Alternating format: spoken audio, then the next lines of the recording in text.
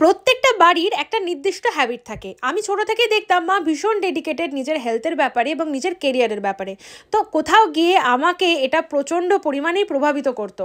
এই দেখো আমরা তিনজনে কিন্তু একসাথে একইভাবে এক্সারসাইজ করি, কিন্তু দুটো আলাদা আলাদা ঘরে করি। তো এখন এক্সারসাইজ কমপ্লিট করে মেডিটেশন করছিলাম, তারপর স্নান টান করে রেডি হয়ে আমি চলে যাব অফিস। দেখলাম মা এখানে রান্না করেছে শোল মাছের ঝোল। কুট্টুসের তো ভারী মন খারাপ, যখনই আমি অফিসে যাই ও এরকম করে। তারপরে যে ঘরটর গুছিয়ে একদম ফ্রেশ হয়ে আমি চলে গেছিলাম।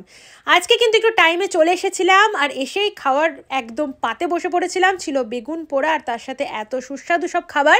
এগুলো সমস্ত কিছু কিন্তু ঠাকমা ওপরেই রান্না করিয়েছিল আমাদের এক প্রিয় মাসিকে দিয়ে।